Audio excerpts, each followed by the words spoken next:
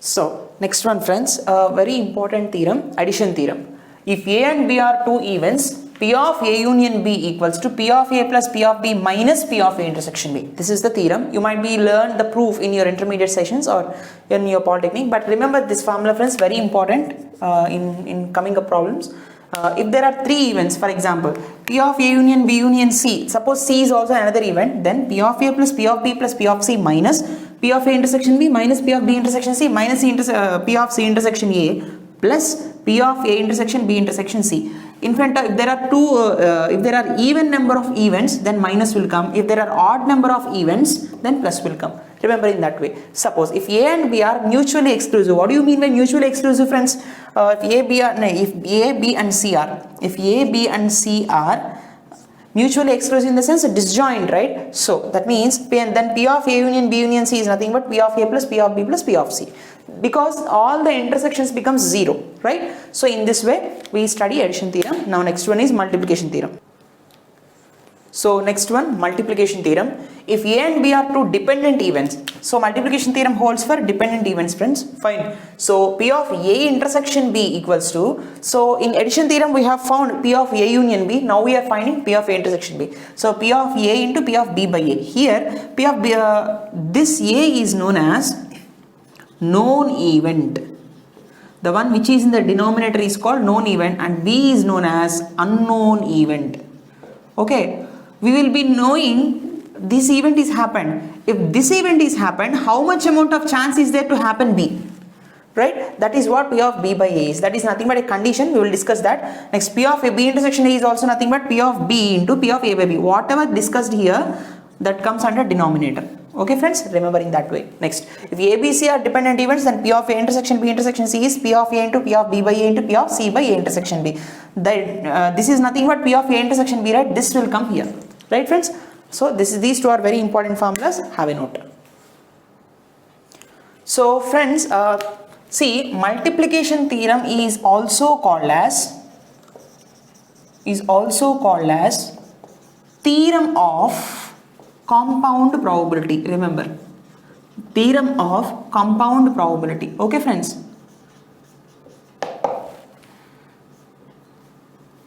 Theorem of compound probability. Now see friends, other important thing. Now let us see about the 52 cards concept. Suppose I have 52 pack of cards.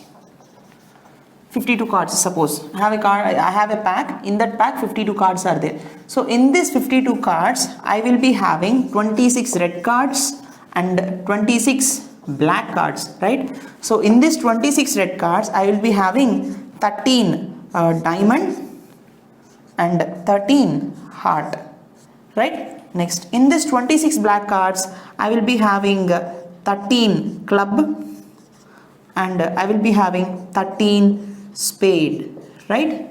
So these are the things I am going to get. What are these 13 friends? 13 is nothing but A's, 2, 3, 4, 5, 6, 7, 8, 9, 10, J, Q and K. These are the 13 one. Right friends, suppose he might have asked questions. Probability of kings. How many kings are there out of 52 cards? Total number of cards is 52. Out of 52, how many kings are there? So there are, here in this diamond one king is there. In this diamond, in this heart one king is there. In this club one king is there. In this spade one king is there. Like that 4 kings are there. So 4 by 52, that is nothing but 1 by 13. Next, probability of diamonds. How many diamonds are there out of 52? Only diamonds are 13 diamonds are there. So 13 by 52, that is nothing but 1 by 4 friends. Suppose, what is P of K by D friends?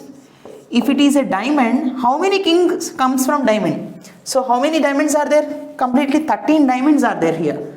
So if it is a diamond, how many kings comes? Only one king, right? Only one king is there in the diamond. Suppose if P of K, D by K, what is this value? That is a king. How many kings are there? 4 kings are there. Only 4 kings. And what is the probability of getting that king to be diamond? Is nothing but only one diamond king, right? So 1 by 4. So in this way we will see. And suppose friends, let us say P of D intersection K, that is nothing but P of D into P of K by D, right? So what is this value? P of D, tell me what we have calculated. P of D is nothing but 1 by 4, right friends? So 1 by 4 into what is P of K by D is 1 by 13. It's nothing but 1 by 52. Am I right? Next, P of K intersection D, P of K into P of D by K. Yes or no?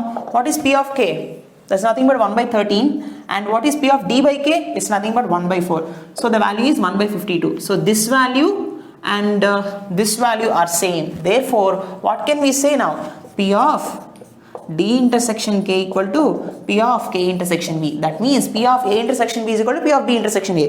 This holds commutative law. Right friends, this is all about pack of cards. Once you go through and remember this tree diagram.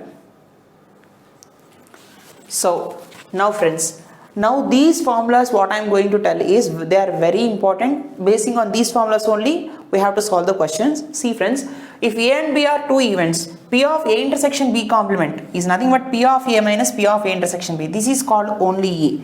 P of A complement intersection B equals to P of B minus P of A intersection B. This is only B. See, how did we got this formula friends? See, by basing on Venn diagrams, see, suppose I have two events, dependent events. So P of A intersection B in the sense A and B are two persons, let us suppose. Both went for interview. So A is selected, B is not selected. That is called only A. Only A is selected in the interview means we have to apply this formula. P of A intersection B complement. P of A minus P of A intersection B. That is nothing but P of A. This is P of A intersection B, right? This is P of A intersection B. This is nothing but P of A. This is the entire circle is P of A. From this P of A, we are subtracting this part. That means we are going to get only this part. This is only A. Fine. So now P of A intersection B in A complement intersection B in the sense both A and B went for interview. B is selected, A is not selected in the sense from P of B we have to subtract P of A intersection B. So how will we get this one? So this is P of B.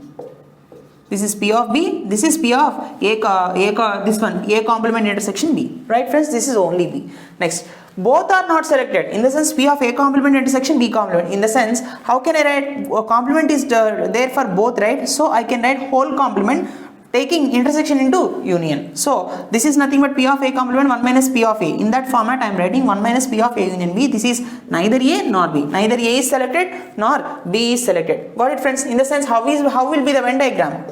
So A and B both are not selected. So outer part will come in the Venn diagram, right? Next, P of A delta B equals to, there are three formulas friends. P of A delta in the sense only once, exactly one. In the sense, either both went, only one selected. Both went for the interview, but only one is going to select. So that is exactly once means either A or B. Either A is selected, R means plus, or B is selected. That's what. This formula can be written in this format by using these two manipulations. I can write this and I can write this one also according to given data. So note it down. And P of A intersection, if both are selected, what is the case? P of A intersection B. That is nothing but P of A into P of B by A. We can use that property, right? So basing on the given question, we have to take these particular formulas. Next formula. So next important property is P of A union B. When will we apply this formula? At least one is selected, either A or selected. What is the probability of getting selected either A or B? When either or term comes or at least one term comes, you have to apply P of A union B formula, and if at most one comes, you have to apply 1 minus P of A intersection B, and probability of none of them are selected. That means 1 minus P of at least one. So these are the important formulas friends. Okay, so next one. Next friends, important formulas. So far we have discussed about the formulas for dependent events. Now let us discuss the formulas for disjoint events. See friends, first one, P of A complement intersection B. It is nothing but P of B. There is also nothing but minus P of A intersection B, right? For disjoint event, P of A intersection B is 0. That's why P of B. That's all. Here also P of A intersection B complement is nothing but P of A. Next, when both are not selected, P of A complement intersection B complement is equals to 0. Okay, next one, P of A delta B, it gives P of A plus P of B, that is nothing but 1. Okay friends, remember in disjoint event P of A delta B is equal to 1. Next, P of A by B is equal to 0. Okay, so these are the important formulas for the disjoint event. So next one friends, so far we have discussed dependent, disjoint. Now we are going to discuss about independent event formulas. Remember friends, So P of A complement intersection B. Whenever independent comes, those two events will get multiplied. The probability of those two events get multiplied. So P of A complement into P of B, and I can write P of A complement as 1 minus P of A into P of B, right? Next one, P of A intersection B complement also same, P of A into P of B complement, and P of B complement is nothing but 1 minus P of B, right? Next one, if P of A complement intersection B complement, split them because those two are independent, just multiplication 1 minus P of A into 1 minus P of B, right? Next, P of A by B always gives the upper term P of A, and P of B by A always gives the upper term in independent events. Okay friends, next, if A, B, C are independent, then P of A union B union C equals to, remember this formula, 1 minus P of A complement into P of B complement into P of C complement. Okay friends, these are the main important formulas. Basing on these only we will solve the problems. Okay. Okay friends, another important property is P of A complement by B. See, whenever there is a division here, known and unknown events, so first of all you have to do in the numerator both intersection of both these terms divided by the denominator term. Right friends, remember that. So P of A complement by B is nothing but P of A complement intersection B by P of B. And how can we write this? This is nothing but only B, right? Only B case is nothing but P of B into P of B minus P of A intersection B, right? This is nothing but only B case. So P of B minus P of A intersection B we have already discussed, divided by P of B. When we split this, 1 minus P of A intersection B by P of B, right or not? So how can I write this again? This is nothing but P of A by B, right? So P of A complement by B is nothing but 1 minus P of A by B. Remember that. And when I take this to right hand side, how can I will get P of A complement by B plus P of A by B is nothing but 1. Remember this friends. And these two are called mutually exclusive events, right? And these two should be mutually exclusive, and these two should be same. In numerator should be complement should be there, and in the denominator both same events should be there. So remember, next, P of A by B complement, same friends. First we have to do intersection in the numerator, and denominator term will come downwards. P of A intersection B complement divided by P of B complement. Now this is nothing but only A, right? So P of A minus P of A intersection B complement divided by 1 minus P of B, and here P of B should not be equal to 1. This is the case. If it is 1, denominator becomes 0, then it is indeterminate. Now P of A complement by B complement, now same, intersection by P of B complement minus, how can I write P of A complement intersection B complement? 1 minus P of A union B, right? We have already discussed, divided by 1 minus P of B. Here P of B should not be equal to 1. So these are the important things, and remember this one very very important. And now next move to Bayes theorem. So listen friends, Bayes theorem, very important theorem. If E1, E2, E3, so on, En are mutually exclusive events such that A is any arbitrary event, okay, which is the subset of all the union of the events, then P of Ei by A equals to P of Ei into P of A by Ei divided by sigma I equals to 1 to n P of Ei into P of A by Ei. See, remember, how can we understand this one? See, I am giving this in a diagram. I will be explaining you. See, there are exclusive events. Number of exclusive events are n number of exclusive events are there, so which are not intersecting with z, intersecting, that means there is no combination, there is no union, right? There is no sort of association, there is nothing there. Only the thing is disjoint. Every event is nothing but disjoint. Suppose this is E1, this is E2, this is E3, this is E4, E5, like this and so on. There are n number of events are there. So n number of events are there, and he is telling A is any arbitrary event such that it is a subset of every event. That means A is an event which is a subset of every event. There is another event A, it is including in every event, right? So A is nothing but this part, this part, this part, this part, the combination of all the union parts. If we join together, then A forms, right? So if I want A, if I want to take out A, so from a particular event it will come. So what I need is, what does Bayes theorem is telling is, so this is the known event, this is the unknown event, A from Ei. If I take A, from which event it is coming? That is what Bayes theorem is. So P of Ei by A equals to P of Ei into P of A by Ei divided by sigma I equals to 1 to n P of Ei into P of A by A. Don't go for proof friends, you have already learned the proof, but here understand the concept, that's all. Okay, if we do the problems, you will understand at what particular case Bayes theorem is used. Okay, let us go to problems. So a small concept, friends. Suppose I have a coin. If I toss, how many results I will get? 2 results I will get, tail or head. If I have 2 coins, how many results I will get? I will get 4 results, right? If I have 3 coins, I will get 8 results. In the sense, see friends, if I have 2 coins, I will getting results 2 power 2. If I have 3 coins, I will get the results 2 power 3. In the sense, this 2 represents, what is this 2 friends? This 2 represents result, tail or head. This 3 represents number of coins we have tossed, right? So if I toss n number of coins, 2 power n results are there. This represents number of coins and 2 represents results. Okay, in the same way, this also applied in dice also. If I draw one die, 6 results will be there. 2 dice, 6 square results.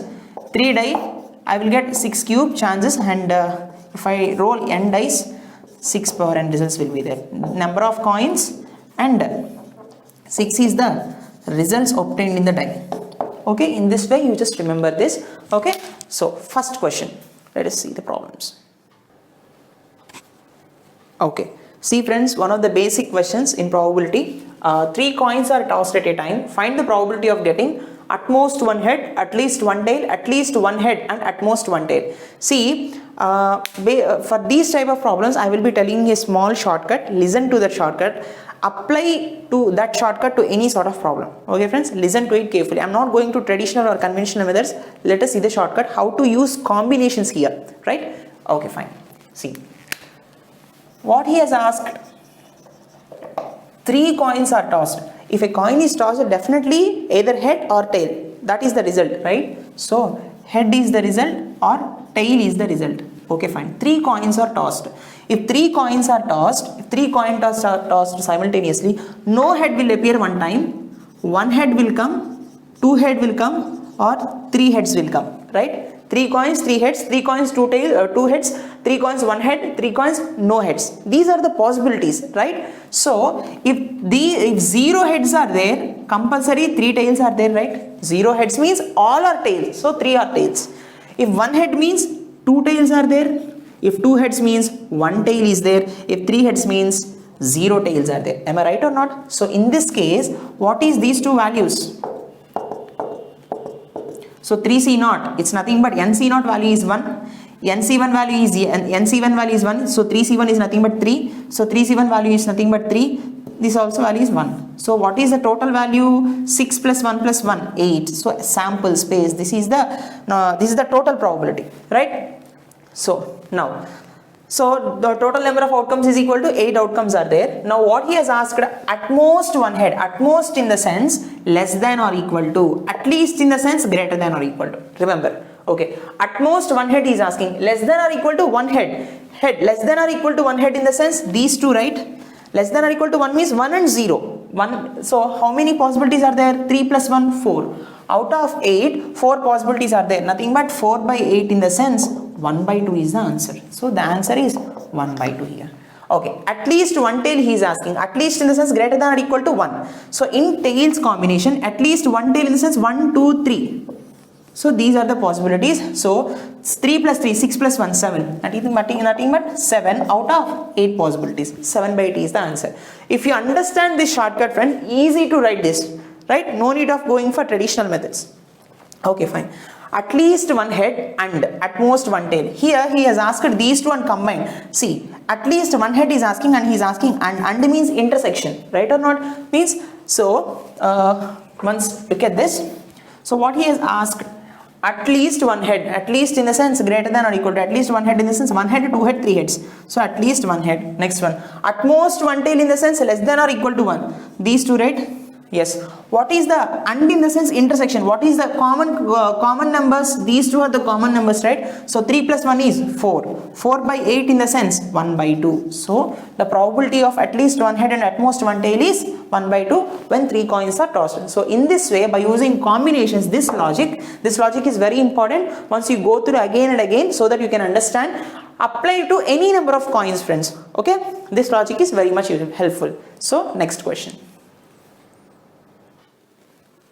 So next question friends, here 4 coins are tossed at a time. Find the probability of getting first one at most 2 heads and at most 2 tails. Second one at least one tail and at most 2 heads. Okay, fine. Now previously we have seen for 3 coins. Now we are going to see for 4 coins. See, 4 coins are tossed. That means head and tail are the outputs. Fine. So 4C0, 4C1, 4C2, 4C3 and 4C4. So when 0 heads comes, definitely 4 tails will come, right? When here 4C3 and here 4C2, when 2 tails comes, 2 heads comes, 2 tails will come, right? Next one, when 3 heads comes, 1 tail will come. So 4C1 and it's 4C0. When 4 heads are there, 0 tails, that means next 4C0 is nothing but 1, this is also 1, 4C1 is nothing but 4, this is also 4. What is 4C2 friends? 4 into 3 divided by 2 into 1, 2 2 is 4, 2 3 is 6. So what is the entire sample space? 10, 11, 11 plus 5, 11 plus 5 is 16, so 16 is the one, right? So now first thing, at most 2 heads and at most 2 tails. At most in the sense I have already told you, less than or equal to. Less, right? Less than or equal to 2 heads in the sense, what is the concept of less than or equal to 2 heads? Here heads less than or equal to 2 heads in the sense these 3, right? Including 2, 1, 0. Fine. Next, at most 2 tails in the sense at most less than or equal to 2. Again these 3. So what is the combination here? And means intersection. So what is the common part in these two? 6, right? So 6 divided by 16. That is nothing but 2 3s are 6, 2 8s are 16. 3 by 8 is the answer for this question. Fine. Next one. At least 1 tail. What he has asked now, second question? At least 1 tail. At least in the sense, at least means greater than or equal to, right? At least in the sense, at most in the sense less than or equal to. At least 1 tail. So tail is at least 1 tail in the sense these 4. Right? Next, at most 2 heads in the sense less than or equal to 2 heads, right? What is the combination friends here? Here also he is asking and, right? So what is the combination? These 3 are the common parts. So 10 plus 1, 11. 11 by 16 is the answer. So 11 by 16. So in this way we will proceed further. So I hope you understand. Next question.